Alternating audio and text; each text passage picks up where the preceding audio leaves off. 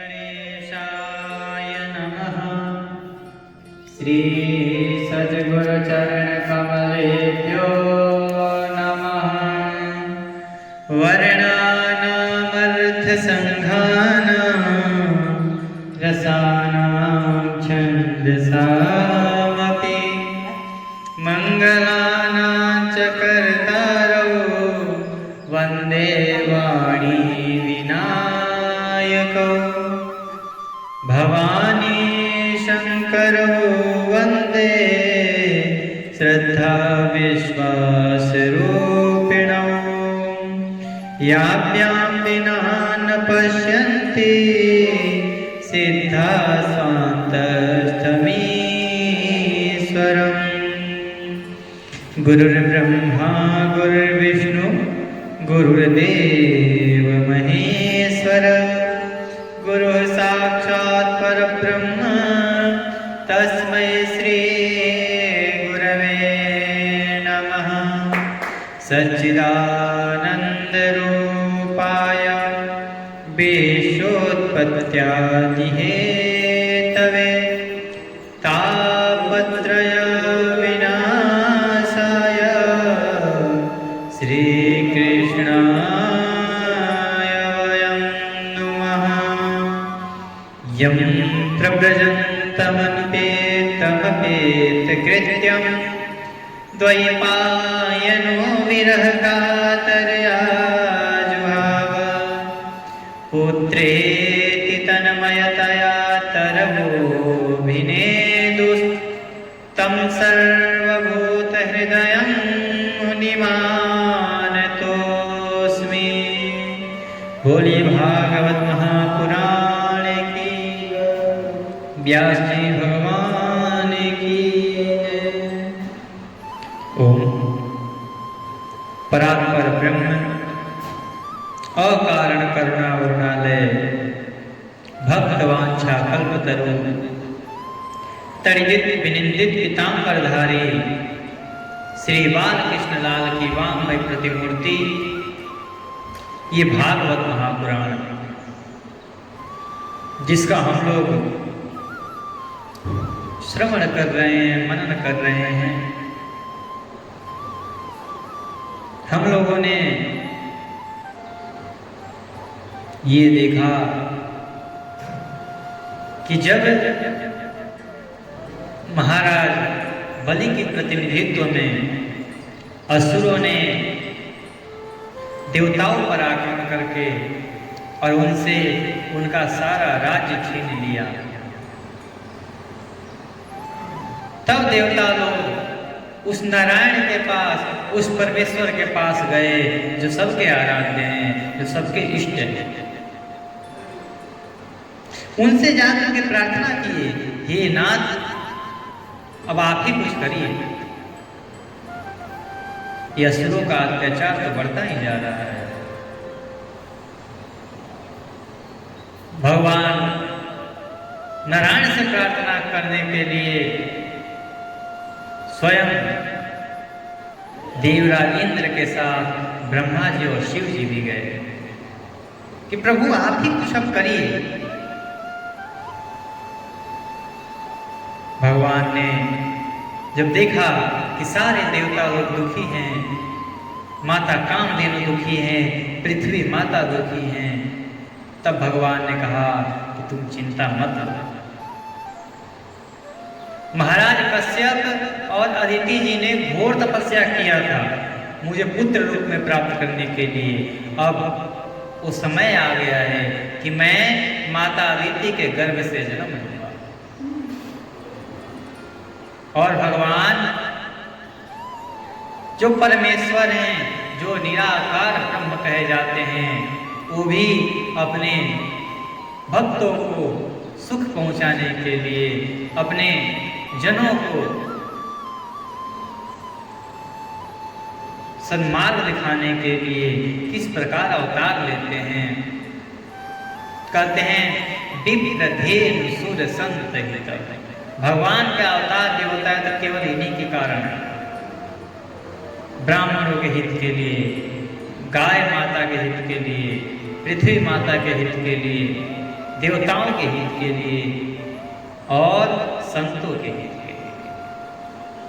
किसी को मारने के लिए नहीं होता है। हाँ, यदि इन पर अत्याचार जो करे उनको तो बीच में से हटाना ही पड़ेगा। विप्रधेनु सुर संहित लीन मनुष्य अवतार, भगवान मनुष्य अवतार धारण करते हैं। तो बोले कि कैसा मनुष्य अवतार धारण करते हैं?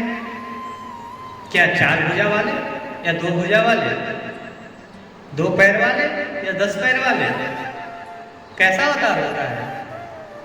तो कहते हैं कि इसमें किसी का बस नहीं चलता, इसमें तो निज इच्छा निर्मित तन, अपनी इच्छा के अनुसार अपने शरीर धारण करते हैं। वैसे तो देखा जाए तो माया गुण गोपाल, माया से रहित है, इंद्रियों से रहित है, वो गुणों से तो रहित ही है। वो परमेश्वर और अपने भक्तों के इस प्रकार दुख को देख करके कि बोले कि मैं माता अदिति के गर्भ से जन्म लूंगा। इतना कहते ही माता अदिति के गर्भ में मेरे परमेश्वर प्रवेश कर जाते हैं। और जब समय आता है, जब सारे देवता लोग देखते हैं कि अब माता अदिति के गर्भ से संतान उत्पन्न होने वाला है, सारे देवता लोग, सारे सिद्ध, सारे मुनि सब जा करके और माता अदिति के और कश्यप ऋषि के दरवाजे पर सब लोग खड़े हो जाते हैं कि परमेश्वर आने वाले हैं, परमेश्वर आने वाले हैं। जब सबके इस भाव को देखते हैं कि सबको मेरा इंतजार है, तब वो परमात्मा एक तेज रूप धारण करके माता अदिति के गर्भ से उत्पन्न हो जाते हैं। और देखते ही देखते 3 फीट का बन जाता है। 3 फुट का बन करके और बाहर निकलते हैं। सब देख करके भगवान को प्रणाम करते हैं और सबने कुछ न कुछ उनको दिया। ब्रह्मा जी ने कमंडलू दे दिया, देवराज ने छत्र दे दिया, सबने कुछ न कुछ उनको दिया। अब क्या किया जाए महाराज? तो बोले कि ब्राह्मण के घर में जन्म लिए हैं और इतने छोटे से हैं, असुरों को मारेंगे कैसे? इधर महाराज बलि, दैत्यराज बलि यज्ञ करने में लगे हुए हैं। 100 यज्ञ करेंगे तो अब इनका आत्यंतिक, एकांतिक नहीं, आत्यंतिक हमेशा के लिए जो देवताओं पर राज किए थे, अब देवताओं का राज इनके बस में हो जाएगा 100 यज्ञ पूर्ण होने पर, जिनमें लगभग 99 यज्ञ पूर्ण हो चुके थे। जब महाराज बलि के इस यज्ञ के बारे में वामन भगवान को पता चला, तब वामन भगवान बोले अब तो कुछ करना ही नहीं, अब डायरेक्ट वहीं चलते हैं। और वहीं 3 फुट का शरीर, छोटा शरीर होने के कारण उनको वामन कहने जाने लगा। उनका स्वरूप कैसा है? वामन, बावन मूल में थे। और एक उनका नाम उपेंद्र भी है।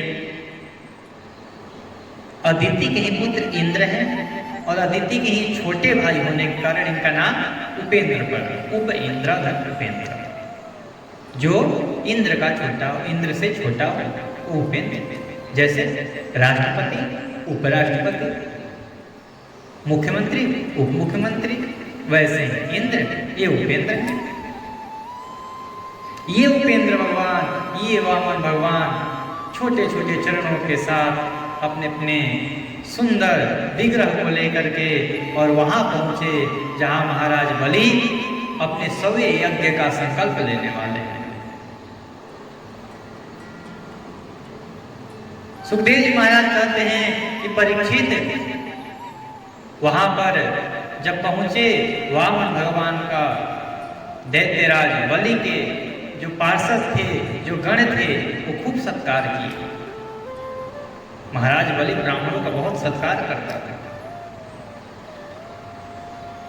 खूब सत्कार किया गया है और कहा गया है कि हे ब्राह्मण श्रेष्ठ, मांगिए, क्या चाहिए आपको। महाराज बलि के दरवाजे से कोई भी याचक बिना कुछ लिए तो गया ही नहीं है।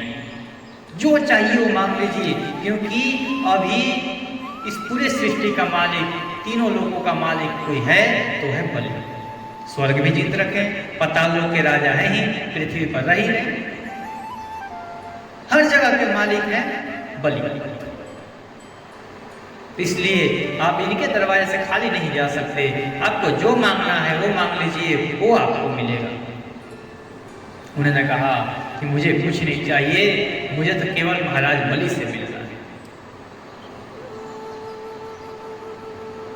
उनके पास उन्होंने कहा महाराज बलि के कि हे ब्राह्मण श्रेष्ठ, अभी महाराज यज्ञ कार्य में लगे हुए हैं, अभी वो आ नहीं सकते क्योंकि अनुष्ठान चल रहा है, कि किससे मिलना उनका नहीं बन पा रहा है, परंतु आप जो मांगेंगे हम लोग देंगे। उन्होंने कहा कि नहीं, यदि कुछ देना चाहते हो तो मुझे सबसे पहले महाराज से मिलाओ। जब महाराज बलि को एक पता चला कि कोई ब्राह्मण बालक आकर के और मुझसे मिलने का जिद कर रहा है, नहीं तो ऐसे रुष्ट होकर के जा रहा है, महाराज बलि बोले, हे गुरुवर, आप थोड़ा सा ठहर जाइए, मैं उनसे मिल के आता हूँ। क्योंकि इस यज्ञ से ज्यादा मेरे लिए जरूरी है कि मैं उस ब्राह्मण बालक को समझाऊं, उस बालक के साथ। नहीं तो इस यज्ञ का क्या करूं कि हमारे दरवाजे से कोई एक ब्राह्मण रुष्ट होकर चला जाए। आप थोड़े से इंतजार कर लीजिए, मैं अभी आया। महाराज बलि उन ब्राह्मण कुमार वामन भगवान के पास गए हैं और उनके चरणों में प्रणाम करके साष्टांग प्रणाम किए हैं और बोले कि हे ब्राह्मण कुमार, आज मेरा धन्य भाग कि आप मेरे यहाँ पर आए। मैं आपको सत्य बताता हूँ, आज से पहले मैंने बहुत ब्राह्मणों का दर्शन किया, उनके तेजों का दर्शन किया है, परंतु जो आपके अंदर तेज है, जो आपके अंदर प्रकाश है, ऐसा प्रकाश कहीं मिला नहीं। आपकी अवस्था छोटी है, आपका शरीर का लंबाई छोटा है, परंतु जो आपके अंदर तेज है वो सबसे बड़ा है।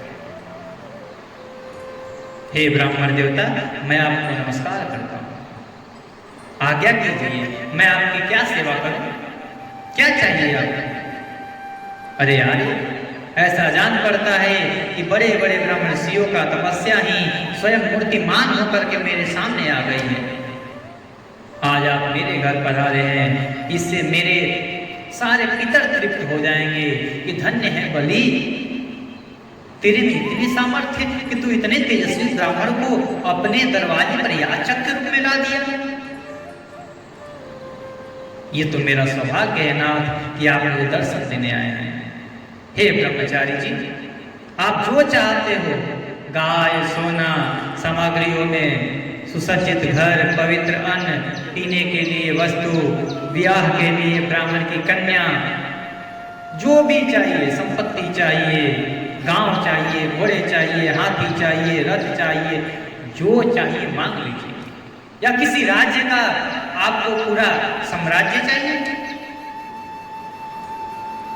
मैं आपको शपथ देता हूं कि अवश्य दूंगा। मैं आप जो मांगेंगे मैं वो दूंगा, मांग लीजिए।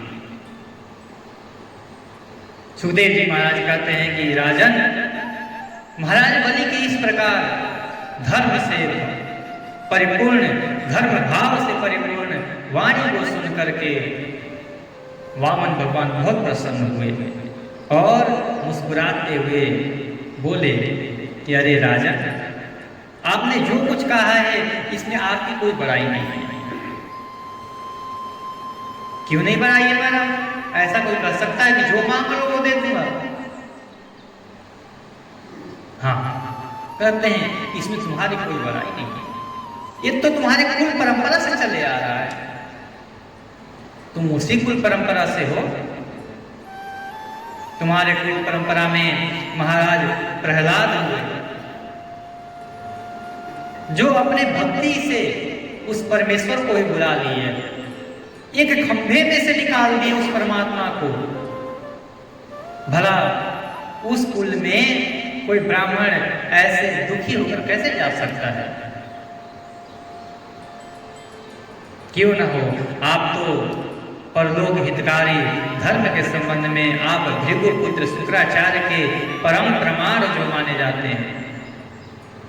आप कोई सामान्य गुरु के शिष्य थोड़ी हैं, आप शुक्राचार्य के शिष्य हैं। आपकी वंश परंपरा में कोई ऐसा हुआ ही नहीं जो धैर्यहीन हो और जो कृपण हो, जो कंजूस हो। आपके वंश में तो पूरा लुटाने वाले हुए हैं, जो मांगो वो दिया जाता था। आपका ही वंश में परम प्रतापी परम तेजस्वी हिरण्यकश्यप हुए, जिसको मारने के लिए स्वयं परमात्मा आए थे। आप उस वंश से उत्पन्न हुए हैं महाराज। हे असुर शिरोमणि, जिस समय हिरण्यकश्यप भगवान नरसिंह पर झपट रहा था, उसी समय ऐसा निश्चय करके डर से कांपते हुए विष्णु भगवान ने अपने शरीर को सूक्ष्म बना लिया और उसके प्राणों के द्वारा नासिका में से होकर हृदय में जाकर बैठ गए। हिरण्यकश्यप ने उनके लोक को भली भांति छान डाला, परंतु उनका कहीं पता न चला। इस पर क्रोधित होकर के वह सिंहनाद करने लगा। उस वीर ने पृथ्वी, स्वर्ग, दिशा, आकाश, पाताल और समुद्र सब कहीं विष्णु भगवान को ढूंढा, परंतु कहीं मिले नहीं, क्योंकि नरसिंह भगवान, यहाँ पर तो लिखा है, नरसिंह भगवान छोटे रूप धारण करके उसके हृदय में ही प्रवेश कर गए और वो बाहर ढूंढता रहा।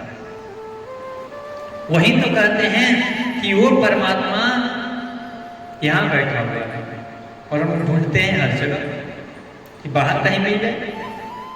क्या कहे महाराज, हमें तो परमात्मा देख ही नहीं रहा है। और परमात्मा नहीं देख रहा है कि हम नहीं देख रहे हैं उसको? गलती हमारी है। हिरण्यकश्यप को इतना ठीक है, इसमें बड़ाई दिया गया, मैं कहता हूँ तो उसके जैसे मूर्ख कौन होगा?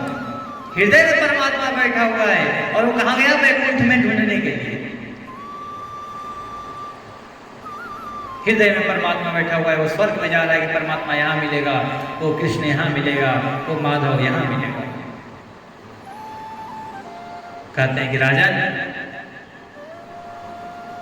जब उस हिरण्यकश्यप को कहीं नहीं मिला, अवश्य फिर वो सोचा कि अवश्य ही वह भ्रातृ भाती उस लोक में चला गया होगा जहाँ जाकर फिर लौटना नहीं होता।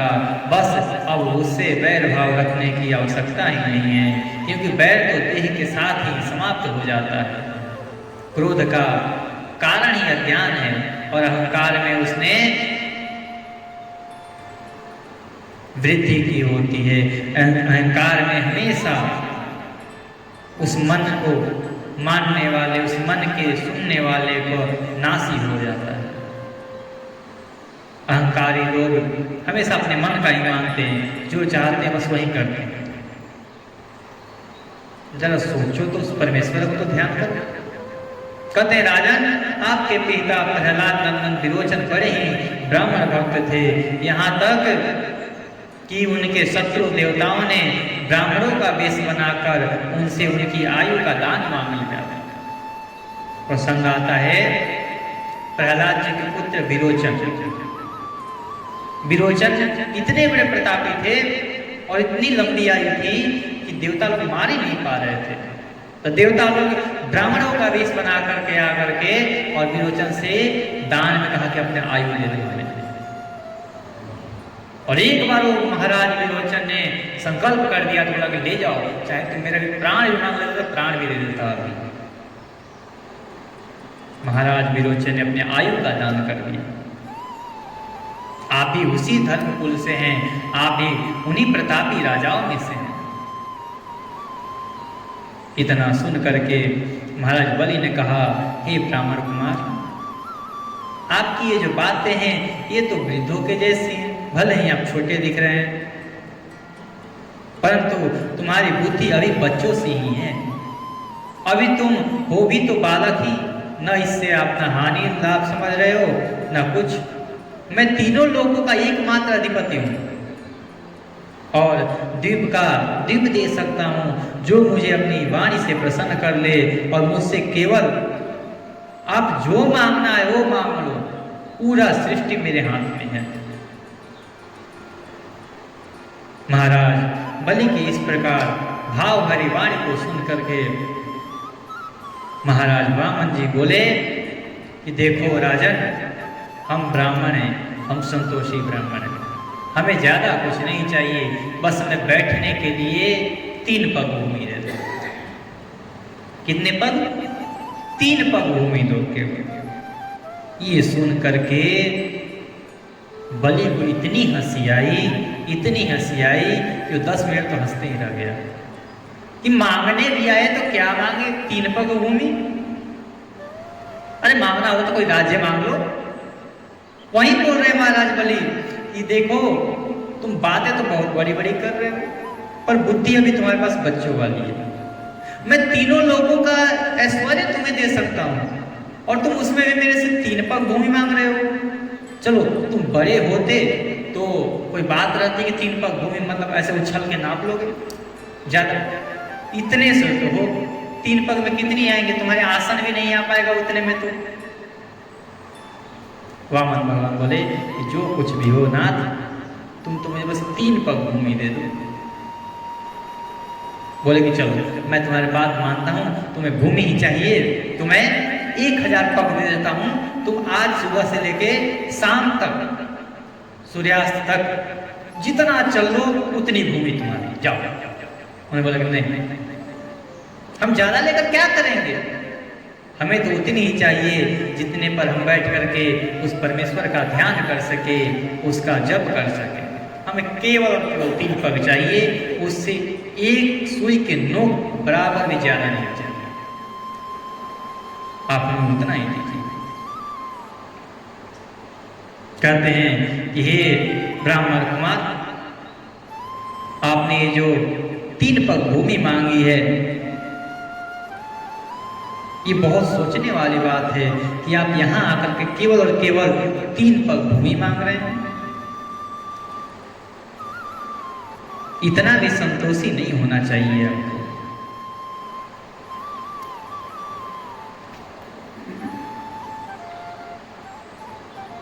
महाराज बलि ने कहा कि ठीक है, आप 3 पग भूमि जहां लेना चाहें वहां ले लीजिए।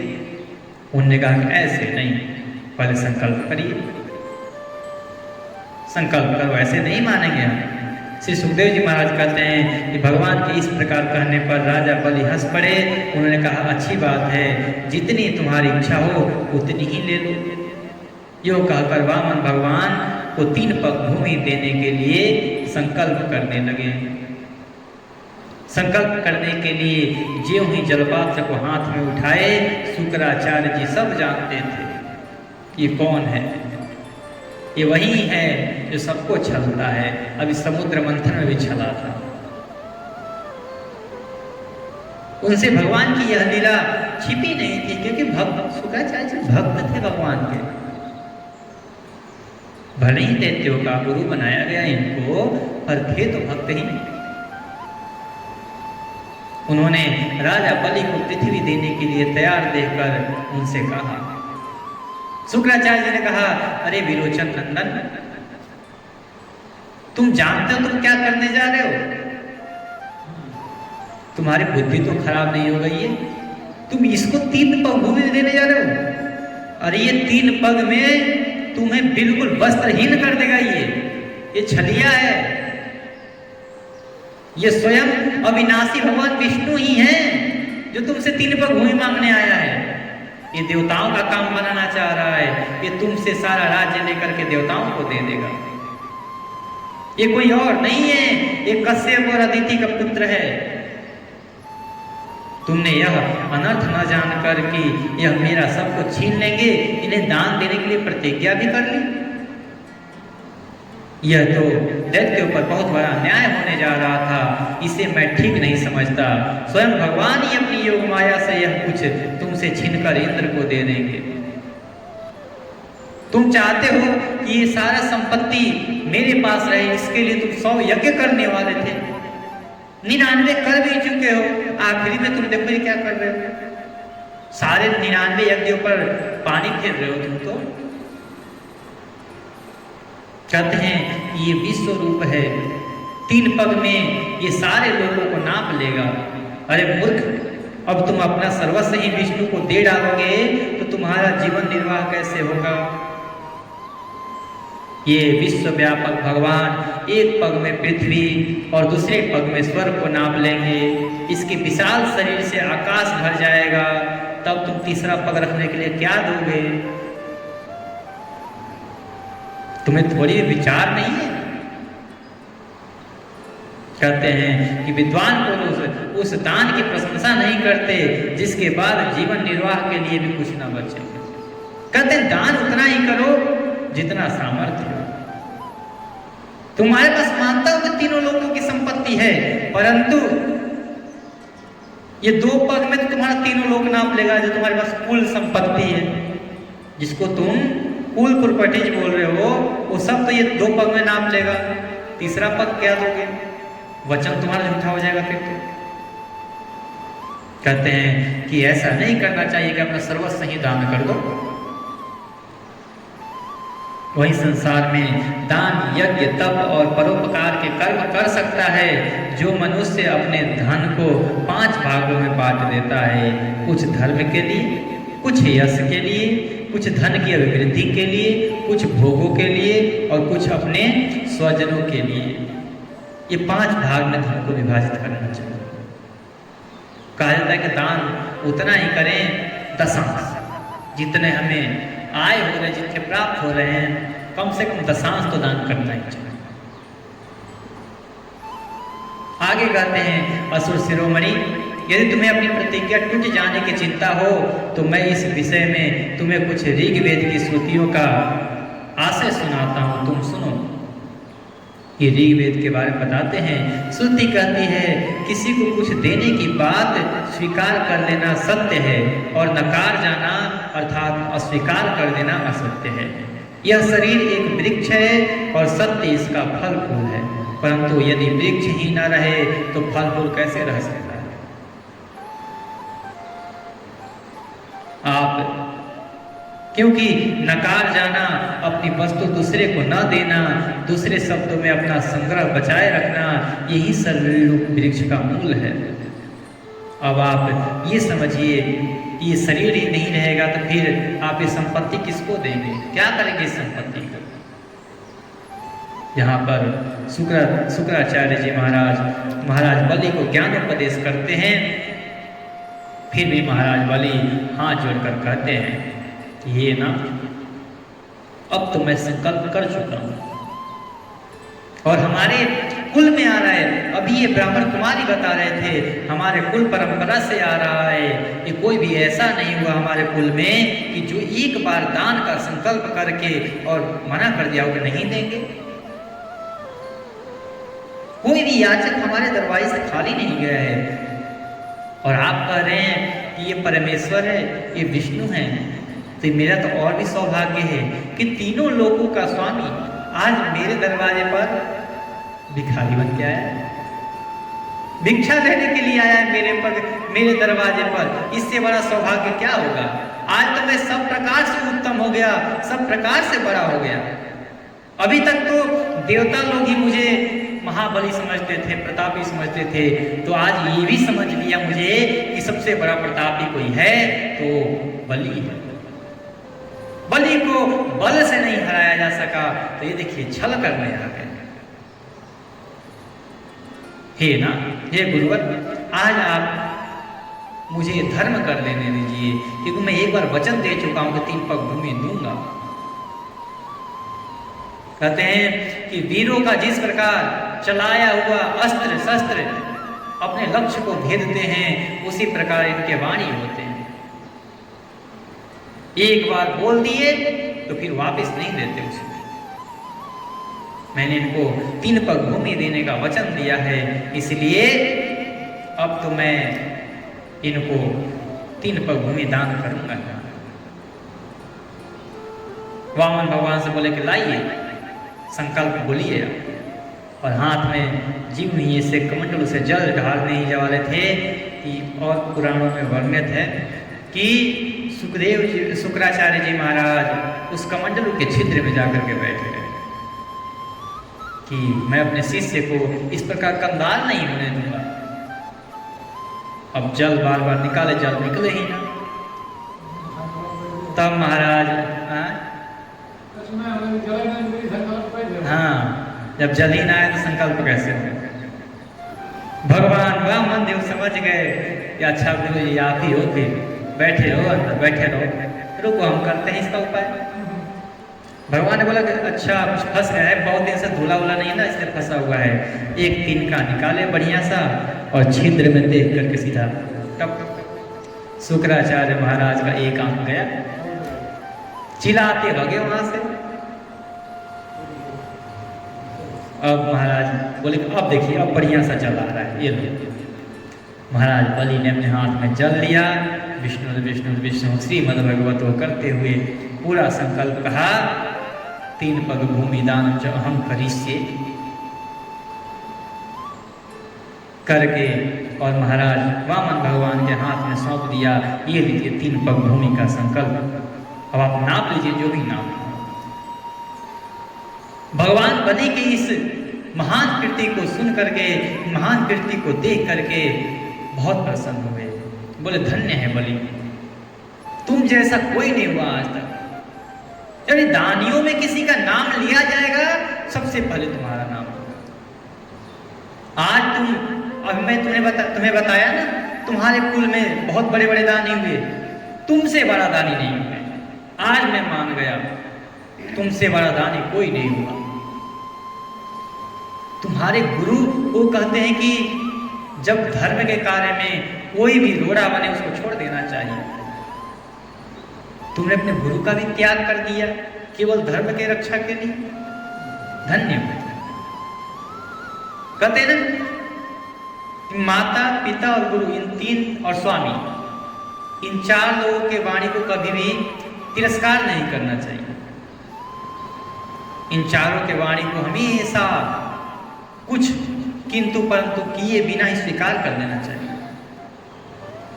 तो यहाँ पर कहते हैं कि गुरु की वाणी थी, बलि को स्वीकार कर लेना चाहिए था, परंतु बोले कि नहीं, यदि गुरु भी हो और माता पिता भी हो लेकिन वो भी यदि धर्म के मार्ग से हटा दें तो उनका भी स्वीकार नहीं करना चाहिए, उनका भी त्याग कर देना चाहिए। यहाँ पर अपने महाराज बलि ने गुरु का त्याग किया है, रामचरितमानस में भरत जी ने माता का त्याग किया है, इनके दादा प्रहलाद जी ने पिता का त्याग किया है। अधर्म के मार्ग पर ले जाने वाले चाहे कोई भी हो उन सबका त्याग कर देना चाहिए। ये भी त्याग हो रहा है, उन सबका ही त्याग कर देना चाहिए। वामन भगवान बोलते हैं कि ठीक है आपने संकल्प किया है, अब मैं 3 पग अपना भूमि दे देता हूं, उसके बाद अपने यज्ञ में लग जाइए। सुखदेव जी महाराज कहते हैं कि जब शुक्राचार्य जी ने देखा कि ये तो बहुत अब गलत होने वाला है, मेरे रुकने से भी नहीं रुक रहा है, छोड़ करके चले दिए, अब जो करना है करो तुम। कहते हैं परीक्षित सर्वात्मा भगवान ने देखा कि अब समय आ गया है कि सब पूरी सृष्टि को लेकर के और अच्छे हाथ में, अच्छे शासक के हाथ में दे दें। भगवान ने अपने स्वरूप को बढ़ाया, इतने थे, इतने हुए, इतने हुए, इतने हुए, बड़े होते होते होते होते होते होते इतने बड़े हो गए कि ऊपर देखें तो उनका मुख न दिखाई दे और ऊपर वाले नीचे देखे तो उनका पैर न दिखाई दे। बहुत विशाल रूप धारण कर दिए और भगवान जब भी विशाल रूप धारण किए सारे देवता लोग पुष्प की वर्षा करने लगे, दुंदुभिया बजने लगी, बाजे बजने लगे, किन्नर लोग गान करने लगे, धन्य है धन्य है धन्य है परमेश्वर। और ये महाराज बलि धन्य है जो ये स्वरूप दिखलाने का कारण बना है। इसी समय एक बड़ी अद्भुत घटना घट गई। अनंत भगवान का वह त्रिगुणात्मक वामन रूप बढ़ करके पूरे पृथ्वी, आकाश, दिशाएं, स्वर्ग, पाताल, समुद्र, पशु पक्षी, मनुष्य, देवता, ऋषि सब के सब उसी में समा गए। ऋत्विजाचार्य और सदस्यों के साथ बलि ने समस्त ऐश्वर्य के एकमात्र स्वामी भगवान के उस त्रिगुणात्मक शरीर में पंचभूत इंद्रिय, उनके विषय, अंतःकरण और जीवों के साथ वह संपूर्ण त्रिगुणमय जगत देखा। सब लोग उसी में जाकर के उसी परमेश्वर के अंदर ही सबको देख रहे हैं। ऐसा स्वरूप देखने ही बनता था। कहते हैं परीक्षित, सर्वात्मा भगवान में यह संपूर्ण जगत देखकर सबके सब दैत्य अत्यंत भयभीत हो गए। इसी समय भगवान के पास असह्य तेज वाला सुदर्शन चक्र गरजते हुए मेघ के समान भयंकर टंकार करने वाला सारंग धनुष, बादल की तरह गंभीर शब्द करने वाला पांचजन्य शंख और मेघ के समान भयंकर अत्यंत वेगवती कामोद की गदा और 100 चंद्राकार चिन्ह वाले ढाल और विद्याधर नाम की तलवार, अक्षय बाणों से भरे 2 तरकस तथा लोकपालों के सहित भगवान के सुनंद आदि पार्षद गण सेवा के लिए वहां पर प्रकट हो गए। सब लोग परमेश्वर की सेवा कर रहे हैं। कहते हैं वे 5 प्रकार के पुष्पों की बनी वनमाला धारण किए थे, जिस पर मधुलोभी भौरे गुंजार कर रहे थे। उन्होंने अपने एक पग में बलि की सारी पृथ्वी नाप ली। भगवान एक पग में सारी पृथ्वी जब नापी, सारे देवता लोग भगवान का जय जयकार करने लगे। बोलिए वामन भगवान की। भगवान ने जैसे अपना एक चरण आकाश की ओर बढ़ाया, शरीर से आकाश और भुजाओं से दिशाएं घेर दी। दूसरे पग में उन्होंने स्वर्ग भी नाप लिया। जब वो चरण छेदते हुए सभी लोगों को स्वर्ग में पहुंचा, वहीं पर परम पिता ब्रह्मा जी विराजमान थे। उन्होंने अपने कमंडलों से जल निकाला और भगवान के चरणों के अंगूठे के नख के अगला भाग को धोया और उस नख को धुलने से जो जल निकला, वहीं आज हम लोग हरिद्वार में विराजमान है माँ गंगा। वही गंगा आगे चल करके सगर के पुत्रों का उद्धार करने के लिए इस पृथ्वी लोक पर भगीरथ के कठिन तपस्या से प्रसन्न होकर के आएंगी। ब्रह्मा जी भगवान के उन चरणों का पूजन किए और भगवान ने दूसरे चरण में स्वर्ग लोक को माप लिया। तीसरा पैर रखने के लिए बलि की तनिक सी भी कोई वस्तु न बची। भगवान का वह दूसरा पग ही ऊपर की ओर जाता हुआ महरलोक, जनलोक, तपलोक, सतलोक सबको नाप लिया। सुखदेव जी महाराज कहते हैं कि परीक्षित, भगवान का चरण कमल सत्यलोक में पहुंच गया। उसके नखचंद्र की छटा से सत्यलोक की आभा फीकी पड़ गई। स्वयं ब्रह्मा भी उसके प्रकाश में डूब गए। दैत्यों ने देखा कि वामन जी ने 2 ही पग में सब कुछ नाप लिया। इसी समय की बात है कि ऋक्षराज जामवंत, जो मन के गति से भी तेज चलते थे, वो भगवान के इस स्वरूप को, जिसे समझ लीजिए कि एक चरण में पूरी पृथ्वी लोग यानी कि नीचे के 7 लोग और एक पग में ऊपर के 7 लोग माप लिए हैं। इतना विशाल शरीर को 7 परिक्रमा दे चुके, दिशाओं में बजा रहे थे और खूब शंख बजाते हुए 7 परिक्रमा भगवान का किए। वहीं वहां बोलते हैं कि जब मेरे पास ताकत था तो मैंने उस स्वरूप का 7 परिक्रमा किया था। ये लंका किस बात की बात है? हाँ जी, 7 प्रदक्षिण जारी। वही कहते 7 प्रदक्षिण में मैंने उनका प्रदक्षिणा कर लिया था। दैत्यों ने देखा कि वामन ने तो 3 पग में ही सब कुछ नाप लिया, अब चौथा पग कहाँ रखे? तब वे सोचने लगे कि हमारे स्वामी बलि इस समय यज्ञ में दीक्षित हैं, वे तो कुछ कहेंगे नहीं। इसलिए बहुत चिढ़कर वे आपस में कहने लगे, अरे यह ब्राह्मण नहीं है, यह सबसे बड़ा मायावी विष्णु ही है। ब्राह्मणों के रूप में छिप करके यह देवताओं का काम बनाना चाहता है।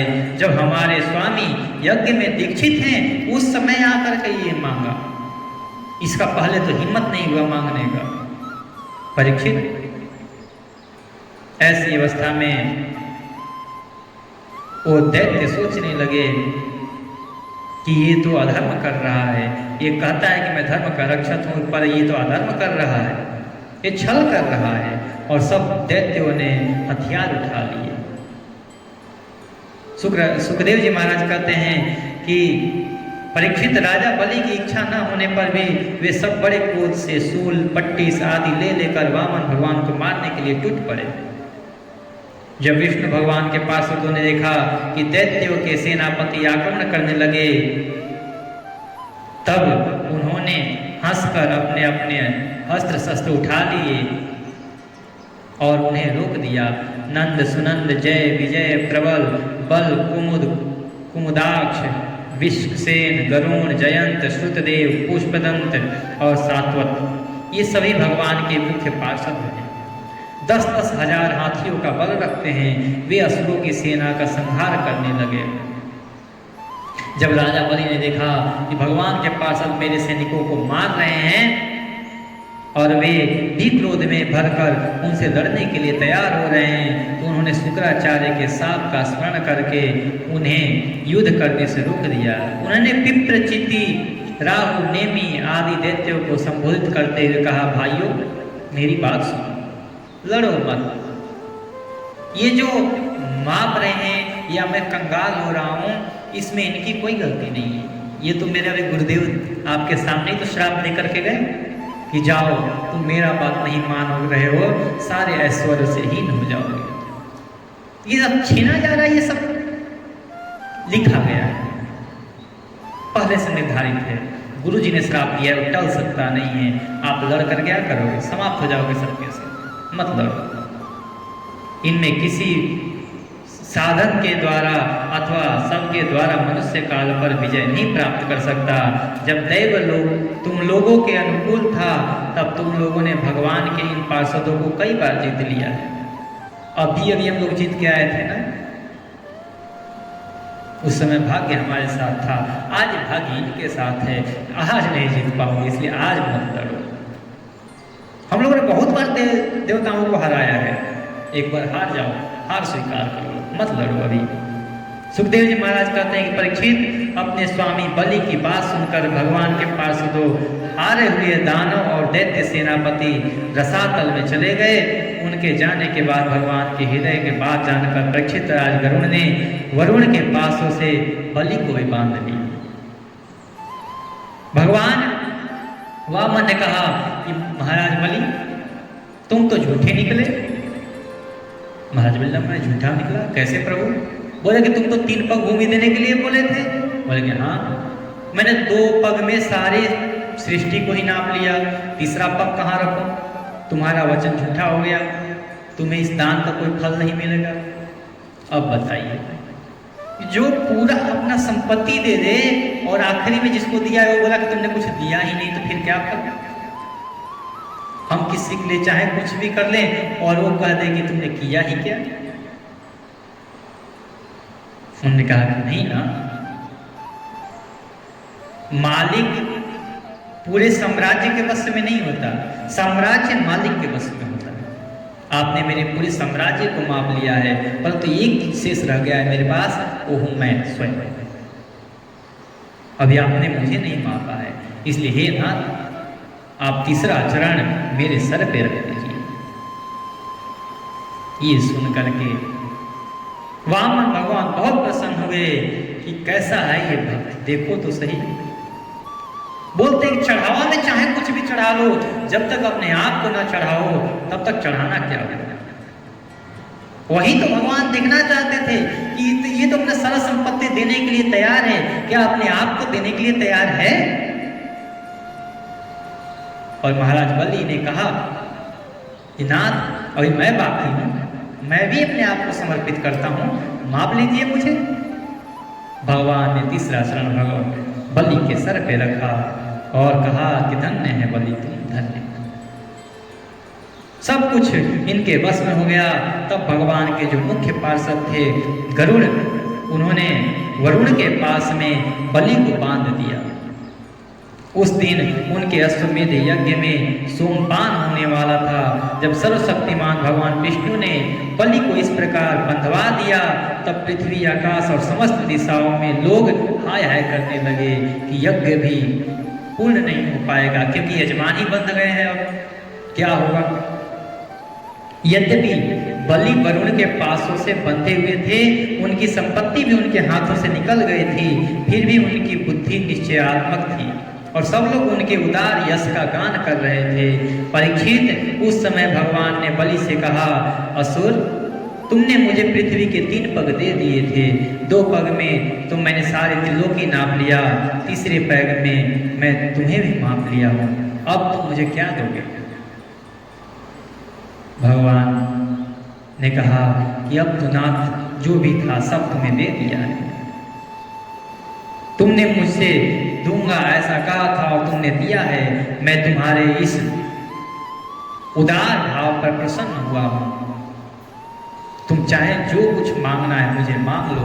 और भगवान ने सबसे पहले कुछ किया तो उस बंधन से बलि को मुक्त कर दिया। दैत्यराज बलि ने देवताओं के आराध्य उन इष्ट, उन परमेश्वर का ध्यान करते हुए उनको प्रणाम किया और उनकी स्तुति की। सुखदेव जी महाराज कहते हैं कि परीक्षित, राजा बलि इस प्रकार कह रहे थे कि उदय होते हुए चंद्रमा के समान भगवान के प्रेम पात्र प्रहलाद जी भी वहां पर आ पहुंचे, जो बलि जी के दादाजी हैं। अपने पितामह को देख करके राजा बलि बहुत प्रसन्न हुए। कमल के समान कोमल नेत्र, लंबी लंबी भुजाएं, सुंदर मूछें और श्यामल शरीर पर पीताम्बर धारण किए हुए महाराज प्रहलाद जी को देख करके बलि जी साष्टांग प्रणाम किए। आइए, आपको तो हम देख नहीं पाए थे, परंतु आज आपका दर्शन करके हम कृतार्थ हो गए। हमारे कुल में सबसे पहले कोई भक्त हुआ तो आप ही हुए थे। महाराज प्रहलाद जी कहते हैं कि प्रभु, आपने ही बलि को यह ऐश्वर्यपूर्ण इंद्र पद दिया था और आज आपने ही इसे छीन लिया। आपका देना, आपका लेना, आप ही जानो। हम तो छोटे मोटे आदमी, हम क्या जानेंगे। महान ऐश्वर्य सबके हृदय में विराजमान और सबके परम साक्षी श्री नारायण देव को मैं नमस्कार करता हूँ। आप ही तीनों लोकों के स्वामी हैं नाथ। सुखदेव जी महाराज कहते हैं कि परीक्षित, प्रहलाद जी अंजलि बांधकर खड़े थे। उनके सामने ही भगवान ब्रह्मा जी ने वामन भगवान से कुछ कहना चाहा, परंतु इतने में ही राजा बलि की परम साध्वी पत्नी विंध्यावली ने अपने पति को बांधा दे करके भयभीत हो भगवान के चरणों में प्रणाम किया और हाथ जोड़ मुंह नीचा कर वहां भगवान से बोली। विंध्यावली क्या बोली कि प्रभु, आपने अपनी क्रीड़ा के लिए ही इस संपूर्ण जगत की रचना की है। जो लोग कुबुद्धि हैं वे ही अपने को इसका स्वामी मानते हैं, नहीं तो तीनों लोगों के स्वामी कोई है तो आप हैं। तब आपकी माया से मोहित होकर अपने को झूठ मूठ करता मानने वाले निर्लज आपको समर्पण क्या करेंगे? कोई आपको क्या देगा? सब कुछ तो आपका ही है। ब्रह्मा जी ने कहा कि समस्त प्राणियों के जीवन दाता, उनके स्वामी और जगत स्वरूप देवादिदेव प्रभु, अब आप इस बलि को छोड़ दीजिए। आपने इसका सर्वस्व ले लिया है, अतः अब यह दंड का पात्र नहीं है। इसने अपनी सारी भूमि और पुण्य कर्मों से उपार्जित स्वर्ग आदि लोग अपना सर्वस्व आपको ही समर्पित कर दिया है। हे नाथ, अब आप इसे छोड़ दीजिए। भगवान उस पर प्रसन्न होकर के बलि को कहे कि हे बलि, तुम इंद्र बनना चाहते थे, लेकिन तुम अभी इंद्र नहीं बनो। बलि चाहता था स्वर्ग का राज, बोले कि तुम ऊपर नहीं जाओगे, अभी नीचे जाओ। उसको पाताल का राजा बना दिया। पाताल का राजा दैत्यराज बलि बने और कहे कि अगले मनवंतर में तुम स्वर्ग के राजा इंद्र बनोगे। इसलिए अब तक जब तक तुम वहाँ इंद्र न बन जाओ अभी पाताल में ही वास करो। वहाँ पर तुम्हारे दादा प्रहलाद जी नित्य ही तुम्हें दर्शन देने आएंगे। कहते हैं कि विंध्यावली पर जो इनकी पत्नी थी बलि की, उन्होंने भगवान वामन के हाथ पर रक्षा बांधी और उन्होंने कहा कि आज से आप मेरे भाई हैं। विष्णु भगवान ने कहा कि ठीक है मैं भाई हूं तो बोलो मेरे लिए क्या चाहिए तुम्हें। उन्होंने कहा कि ठीक है, यदि आप मुझे कुछ देना चाहते हैं तो कहते हैं हम जिस लोक में रहें हमें नित्य ही आपका दर्शन हो और हमारे उस लोक का रक्षा आप करें। कहते हैं कि भगवान आज भी महाराज बलि के राज्य में दरवाजे पर द्वारपाल बने खड़े रहते हैं, उस राज्य की रक्षा करते हैं। आगे चल के हम लोग दसम स्कंद में श्रवण करेंगे। इन्हीं महाराज बलि की एक बहन थी, उन्होंने भी जब महाराज वामन भगवान आते हैं तो पुत्र रूप में चाहती है कि ये मेरा पुत्र होता। भगवान उसकी इच्छा पूर्ति कर देते हैं, परंतु जब महाराज बलि के सर्वस्व लूट लेते हैं तो वहीं कहती है कि ये पुत्र तो हो परंतु ऐसा पुत्र हो कि इसको मैं दूध में मिला करके विष दे दूंगी। वही भगवान उसकी भी इच्छा पूर्ण करते हैं कि तथास्तु ये भी तेरा पूर्ण होगा। वही महाराज बलि की बहन अगले जन्म में पूतना बन करके आती है और जिसका उद्धार परमेश्वर कर देते हैं। आगे के प्रसंग को हम लोग कल श्रवण करेंगे। आगे एक प्रसंग रह गए मत्स्य अवतार की कथा, वो कल श्रवण करेंगे। उसके बाद हम लोग नवम स्कंद में प्रवेश कर जाएंगे जिसमें भगवान राम का पूर्ण चरित्र संक्षिप्त में बताया गया है और फिर दसम स्कंद में हम लोग बाल कृष्ण लाल के स्वरूपों का वर्णन श्रवण करेंगे। महाराज जी ने एक दिन किसी ने पूछा, आप ही पूछे थे शायद में से, कि लक्ष्मी जी का पूजन गणेश जी के साथ क्यों होता है। देखिए सबसे बड़ी बात है कि गणपति भगवान शिव जी के पुत्र हैं, माता पार्वती के पुत्र हैं, गौरी जी के पुत्र हैं। तो जब गणेश जी के सर को भगवान शिव जी ने अपने त्रिशूल से काट दिया था, उस समय माता जी का स्वरूप कैसा हो गया था? दुर्गा स्वरूप, भयंकर विकराल रूप धारण कर ली थी माता ने। तो जो उस समय रूप था उन्हीं दुर्गा का ही रूप है सरस्वती, लक्ष्मी, गौरी। ये तीन रूप धारण करके त्रिदेवों से माता ने विवाह किया। ब्रह्मा जी की पत्नी सरस्वती देवी ब्रह्माणी, शिव जी की माता गौरी, विष्णु जी की लक्ष्मी। एक तो कारण ये है कि गणेश जी की तीनों माताएं हैं, ये तीनों के साथ पूजन होता है। और रही बात दूसरी, तो एक पुराणों की कथा आती है कि नारायण जी ने कहा कि एक दिन कहा लक्ष्मी जी से कि देवी आप स्त्री तो हो परंतु अभी पूर्ण स्त्री नहीं हो। बोले कि नाथ मैं पूर्ण स्त्री नहीं हूँ, क्यों? बोले कि देखो पूर्ण स्त्री तब होती है एक सुहागिन स्त्री जिसके हाथ जिसके गोद में पुत्र खेले। आपका कोई संतान नहीं है। बोले कि संतान की बात है, ये संतान पूरी सृष्टि ही मेरी संतान है, सब मेरे पुत्र हैं। बोले कि ऐसे नहीं, मानना नहीं है, वास्तविक नहीं है कोई। तुम्हारे गोद में कोई संतान खेलने वाला नहीं है। आज तक मैं तुम्हारे गोद में कोई संतान नहीं देखा, किसी बालक को खिलाते हुए नहीं देखा। माता गौरी ने सुना कि मेरी बहन को नारायण ऐसे कह रहे, अपने लाला गणेश जी को ले जा करके और माता लक्ष्मी के गोद में बैठा दिया। वहीं दत्तक पुत्र के रूप में गणेश जी माता लक्ष्मी के गोद में बैठे हैं। माता लक्ष्मी बोली अब तो हो ही नहीं पूर्ण स्त्री। बोले कि हाँ अब हो गई पूर्ण स्त्री। उसी समय से लक्ष्मी जी और गणेश जी के साथ में पूजन होते हैं, क्योंकि गौरी और गणेश जी के साथ में पूजन होते थे। और उस समय भगवान गणेश जी को ये वरदान था कि तुम्हारा किसी के साथ पूजन होगा तो तुम्हारी माता के साथ पूजन होगा।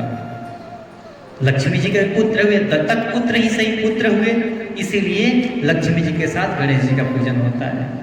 तीसरा कारण ये है कि हम लोग जब दीपावली के पूजन करते हैं तो उसमें लक्ष्मी जी का पूजन प्रमुख होता है, उनके साथ गणेश जी का पूजन करते हैं। तो क्यों हम लोग पहले लक्ष्मी जी के साथ गणेश जी का पूजन करें? लक्ष्मी जी का अकेले नहीं कर सकते?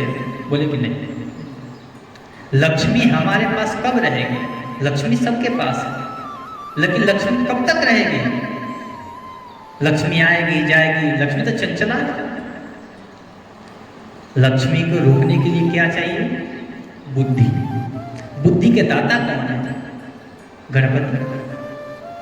तो जब तक वो सिद्धि और बुद्धि देने वाला नहीं रहेगा तब तक वो लक्ष्मी कैसे आएगी? इसीलिए उस लक्ष्मी को रोकने के लिए, उस लक्ष्मी का सदुपयोग करने के लिए हम लोग गणेश जी के साथ पूजन करते हैं। ये 3 प्रमाण हमें मिले हैं, हम 3 प्रमाण आज आपको बताएं। यही 3 कारण है, और नहीं तो अपने माता के साथ, माता गौरी के साथ ही गणेश जी का पूजन होता है। अब वहीं पर पीछे लगा हुआ एक देखिए, वहाँ पर मूर्ति लगा हुआ है, प्रतिमा, उसमें गौरी जी, लक्ष्मी जी, गणेश जी और सरस्वती जी तीनों हैं। इन तीनों का पूजन एक साथ हो रहा है। वैसे तो हम लोग जब गणपति जी का पूजन करते हैं तो गौरी गणेशाम्बिकाभ्याम नमः, अक्षतान समर्पयामि, पुष्पम समर्पयामि करते हैं, तो गौरी गणेश इन्हीं का पूजन